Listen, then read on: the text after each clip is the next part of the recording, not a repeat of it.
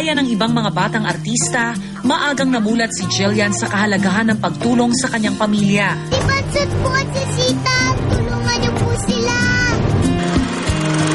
At kasabay nito ay natutuhan niya rin kung paano pahalagahan ang perang kanyang kinikita. Jillian, 7 years old ka pa lang, kumikita ka na ng pera. Anong ginagawa mo sa money na kinikita mo? Ano po, ilalagay po namin sa bank para din po sa schools. Tapos po kahit hindi na po artista, may pera pa rin po kami ganun. Yun nga, bakit tingin mo kailangan mag-ipon ang mga batang katulad mo? Kasi po kung wala pong pera, hindi din po makakakain, ganun po.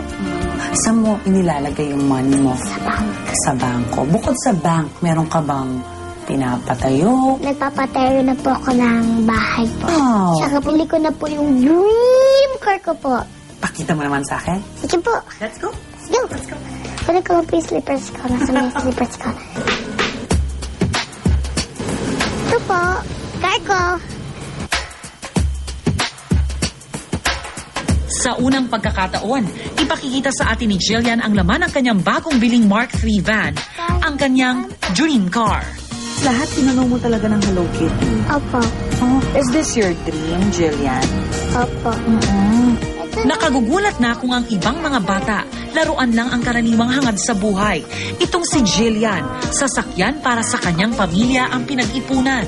Ano ginagawa mo pag mahaba yung biyahe? Saan ka pumapwesto? Saan ka Yan po umuupo? ganyan. Natutulog po ako dyan. This is my car dream. Wow! Parang ride. Pati yung likod, may Hello Kitty. Itong mga dolls mo, binili mo ba lahat to, Jillian? Hindi po. Yung iba po, binigay po nila. Pati Katulad na Pati ito. po ito. Bigay po ito ni Ate Janine. Ito po, bigay po ito ng fan ko po, taga ano po? US po. So po, nagbigay po ito si Ate Maxine po. Maxine Magalona.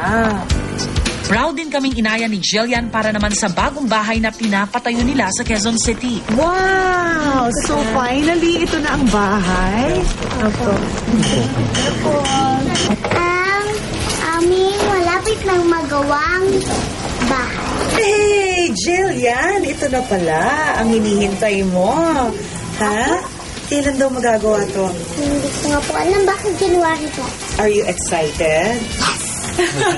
Ang bahay-bahayan, isang laro lang para sa mga bata. Pero ibang-iba ang pananaw ni Jillian dito. Jillian, bakit gusto mo ng bahay? Ang bahay po kasi, yan po yung importante po. Ba't siya importante? Kasi po, yan po kayo titira, di ba po? Ganun. So dream mo to, itong house na to. Bakit niyo naisip na magpatayo na finally ng bahay? Kailangan syempre. Parang yun yung pinaka-importante sa tao, yung shelter. So ini-explain niyo kay Jillian na ito, buwan din to ng pagtatrabaho mo. Diba? Alam niya naman. Oo.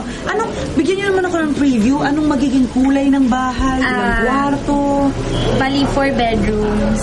Tapos, yung ni Jill, palagyan ng bathtub. May sariling kwarto na siya. At saka para din po, komportable din po kami mga pamilya. Very good. Anong gusto mo makita mo sa room mo? Hello Kitty Princess, yung room niya. So gagawin yung ganon for her. Oo. Lahat, cabinet, bed, lahat.